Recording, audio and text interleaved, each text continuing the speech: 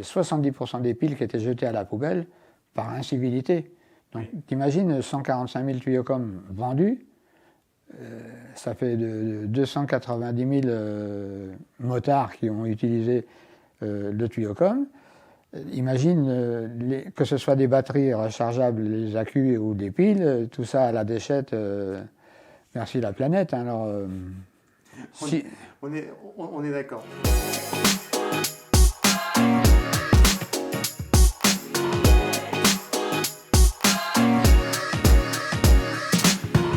Salut Riders, j'espère que vous avez la pêche. Cette semaine, j'ai invité en tout cas Pierre Trottou, voilà, je l'ai bien prononcé, de la marque Tuyaucom. Elle vient de nous rejoindre parce qu'il va nous présenter son produit. Pour ceux qui ne connaissent pas Tuyaucom, en fait, c'est un intercom, mais c'est un intercom en fait qui n'a pas d'électronique. Donc c'est un intercom qui fonctionne avec un système de tuyaux, un peu comme quand on était petit finalement. Ou un peu basé sur le principe du stéthoscope. Voilà, exactement. Donc, comme Michel le disait, je m'appelle Pierre Trottou, j'ai travaillé aux Nouvelles Messageries de la Presse parisienne pendant 32 ans, et puis pour me rendre de la rue du Louvre où j'habitais, la plateforme de Rungis, j'ai donc acheté un intercom électronique, et quand j'ai vu, c'était en 94, quand j'ai vu les piètres qualités de ces engins, je me suis amusé à en faire avec des tuyaux d'aquarium et tout ça pour faire les bulles. Et de fil en aiguille, je me rendais vendredi soir à l'Opéra Bastille, au château de Vincennes, où les motards se réunissent pour faire un petit brin de causette. Et alors, je présentais mon prototype aux motards, comme ça, pour faire parler, qu'est-ce que vous en pensez, etc. Puis un jour, j'arrive à en vendre un, 50 balles, 50 francs à l'époque. Et puis ma femme, quand je rentre à 1h du matin, ma femme me dit « T'as vendu un tuyaucom ?» Je dis « Comment tu le sais ?» Il y a un gars qui a appelé tout à l'heure à 240 sur l'autoroute du Nord. C'était en 94. Faut pas le dire. C'était le début des limitations de vitesse, mais il n'y avait pas trop de radar. Donc je me suis dit il y a quelque chose à faire. Et de fil en aiguille, on a créé notre société en 96 pour pouvoir commercialiser le tuyaucom. Et on a quand même eu 750 revendeurs sur la France. On en a vendu en Australie, un petit peu partout.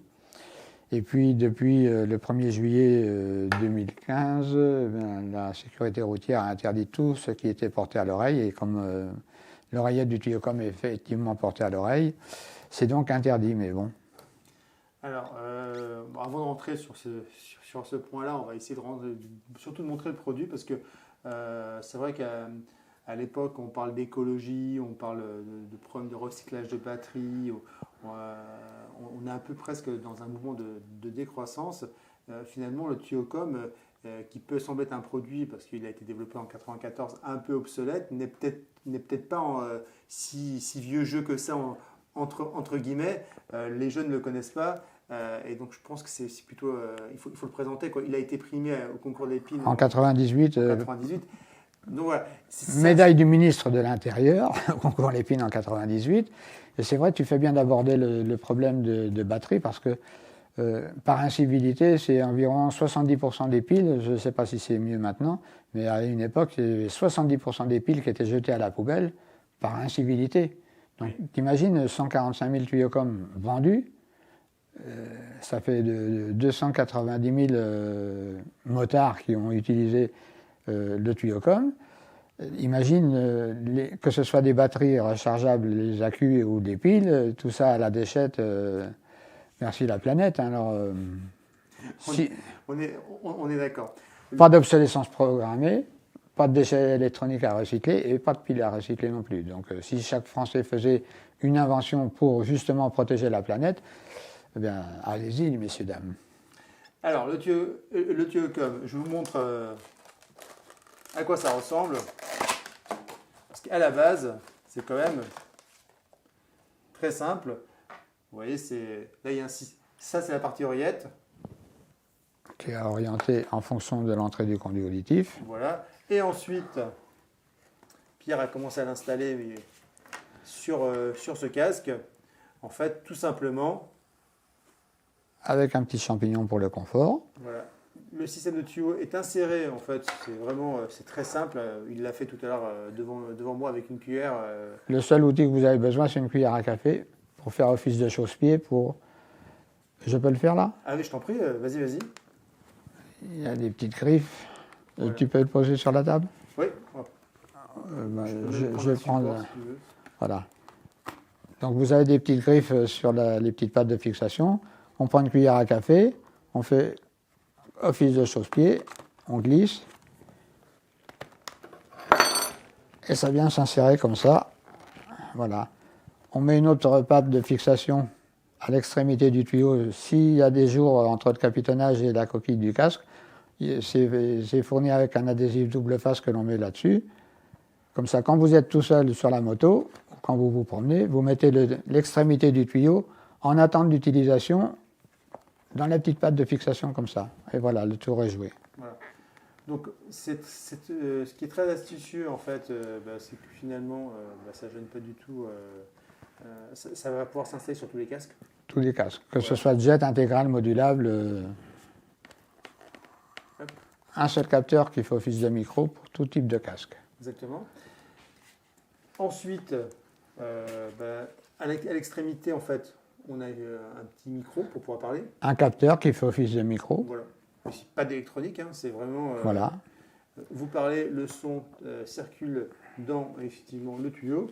Ensuite, il y a le système d'oreillette à mettre quand même dans donc l'oreillette, pour avoir le retour. Il suffit d'enfoncer le petit coude.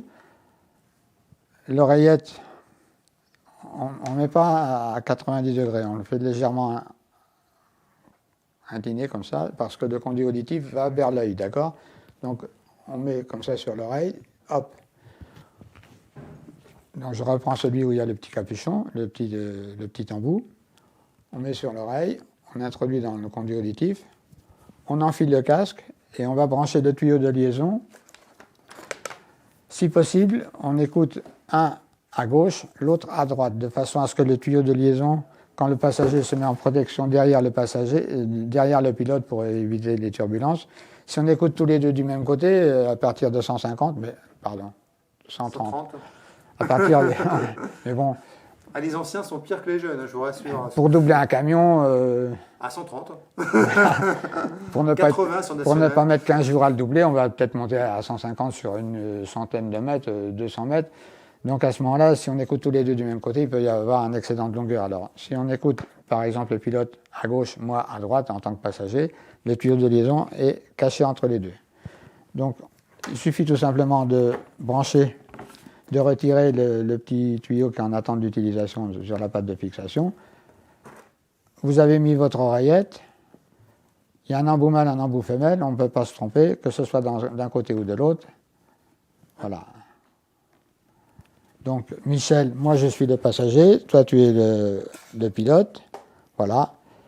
Quand on oublie de se déconnecter, on descend de la moto à la station d'essence, toc, on n'aura rien cassé, ça marchera toujours. Il peut pleuvoir des cordes, on s'en moque, il n'y aura pas de mauvais contact, etc., etc. Et comme je dis souvent, quels que soient les intercoms électroniques, il y arrive toujours un moment, c'est comme les téléphones portables, il n'y a plus de batterie. Ça vous fait une belle jambe d'avoir un truc entre 200 et 500 euros. Avoir un système, mettons à 500 euros, allez, on va être gentil. Je l'essaye en attendant. Il n'y a plus de batterie, vous n'avez plus de contact. Alors, je l'ai mis dans mon oreille, Pierre. Hein. Oui. C'est bien, je suis bien. Alors, je peux passer, non? Non, alors, tu peux passer dans la caméra. Donc, d'accord. À ce moment-là, tu fais ça, tu mets ta main comme ça, et avec l'autre main, tu appuies sur le casque. D'accord. Si tu es tout seul, pour écouter le GPS en roulant. Alors là, si elle est ressortie, ça ne fait pas de bien. Là, ça marche pas. Ça marche? Donc c'est pour ça, je te dis, il y a une façon de faire. Vous mettez votre oreillette, vous êtes tout seul, parce que j'ai un capteur pour capter le son du GPS. Donc vous enfilez le casque jusque sur vos oreilles, la main gauche sur l'oreillette, et hop, vous enfilez, vous appuyez sur le haut du casque. Donc pas de problème de panne, effectivement. S'il n'y a pas d'électronique, pas de problème de Pas de réglage, pas de lâcher de guidon. Parce que essayer, c'est normal, je défends mon produit. Avec des gants, vous devez appuyer sur un bouton menu, par exemple, pour valider telle ou telle fonction. Pour valider, il faut entre 2 et 5 secondes, ça dépend des intercoms. Imaginez, vous avez un blaireau ou un animal qui traverse la route. Quand vous avez la main gauche en train de tripatouiller votre intercom, vous faites comment? Alors, théoriquement, les intercoms modernes, Pierre, ils sont censés fonctionner en vocal. Hein, ils sont censés. C'est ce que j'ai dit. Mais c'est vrai que parfois, en fonction du niveau sonore environnant et peut-être même tout simplement de la capacité de l'appareil à comprendre votre diction, vous pouvez avoir des soucis de communication avec lui. Donc, vous avez tendance à lâcher néanmoins le guidon pour utiliser le module directement. Donc voilà, donc c'est vrai que dans mon cas, moi les intercoms électroniques, j'ai un petit peu de mal en fait. Je suis pas à l'aise avec parce que il me reconnaît pas vocalement. Il marche très bien, ça fonctionne bien, mais par rapport à ma diction, en tout cas, il n'a pas l'air de m'apprécier. Donc c'est vrai que le Tuocom pour le coup peut être une bonne alternative. Le Tuocom, il est bien si vous cherchez vraiment par contre une solution qui fonctionne en intercom pur, c'est-à-dire pilote passager, parce que vous ne pourrez pas l'utiliser si vous voulez répondre au téléphone, parce qu'aujourd'hui c'est interdit avec le Tuocom, ou si vous voulez effectivement écouter votre GPS. Avant il y avait une solution qui existait, aujourd'hui vous n'avez plus le droit de l'utiliser. Alors justement, on parle de réglementation. Donc il y a une loi qui empêche d'utiliser en fait les systèmes filaires pour communiquer en tout cas le passager ou avec son téléphone. Est-ce que ça s'applique au Tuocom? Là, je rentre dans le sujet polémique. Le Tuocom, depuis le 1er juillet 2015, est interdit parce que c'est porté à l'oreille. Donc, il y a une solution, c'est d'avoir quelque chose qui soit intégré dans le casque, mais à partir du moment où on n'est plus en contact avec l'entrée du conduit auditif, il faut hurler pour se faire entendre. Donc, par contre, rien n'interdit aux passagers d'utiliser une oreillette. Donc, le pilote met l'oreillette dans sa poche et il peut donner des consignes de sécurité à son passager avec le Tuocom. En attendant, je l'espère, obtenir une dérogation. Il y a bien 3 dérogations pour les apprentis qui apprennent conducteurs, qui apprennent avec l'auto-école, moto-école, les véhicules de priorité, pompiers, ambulances et tout ce qui s'ensuit, et puis les malentendants qui sont appareillés. Il y a donc ces 3 dérogations-là. Pourquoi il n'y en aura pas une 4e? Parce que si vous prenez, j'ai oublié de l'apporter, mais si vous prenez un fourré de 4 mm, vous défoncez la partie coudée du coude, donc vous imaginez l'oreillette avec un trou dans le coude, il faudra que le passager parle un tout petit peu plus fort parce qu'il y a une partie du son, au lieu d'arriver directement sur l'entrée du conduit auditif, qui va repartir vers le capitonnage. Oui. Mais bon, le législateur ne peut plus dire l'oreillette du Tuocom obstrue une oreille, c'est pas vrai. Ça, donc, pour le coup, je sais, pour l'avoir testé. Je vais aller les voir. On l'avait testé il y a quelques années avec mon épouse en duo, et pour le coup, non, ça gêne pas du tout. En tout cas, vous n'êtes pas coupé de l'environnement extérieur. Déjà, c'est qu'une seule oreille, et en plus, en soi, ça ne réduit pas le niveau sonore dans le casque. D'ailleurs, ça ne fera pas bouchon d'oreille supplémentaire. Hein. D'ailleurs, j'ai fait une vidéo avec un enregistreur numérique où je mets une gaine thermorétractable que j'ai mis ici. J'ai mis un tout petit micro, comme le micro-cravate que j'ai ici. J'ai pris un métronome qui fait tic-tac, tic-tac. Donc au niveau du 8 mètres, je mets le micro du Tuocom devant le métronome et je mesure le son qui arrive sur l'oreille. Il n'y a pas d'atténuation, rien du tout. Donc c'est un capteur qui fait office de micro. Donc si je mettais dans l'oreille mon système, je n'ai absolument aucune perte. Non, complètement. Là-dessus, Je ne sais pas si on peut parler le kit GPS aussi. Les kits GPS, qui sont dépourvus de prise d'écouteurs. J'en ai vendu pas mal de kits GPS ces dernières années, mais maintenant comme le tuyaucom est interdit, eh ben, je ne sais pas comment faire parce que nous sommes allés devant le Conseil d'État qui nous a déboutés. Mais je n'ai pas dit mon dernier mot, messieurs, dames. Je suis têtu. Mon grand-père était breton, donc voilà, je suis têtu et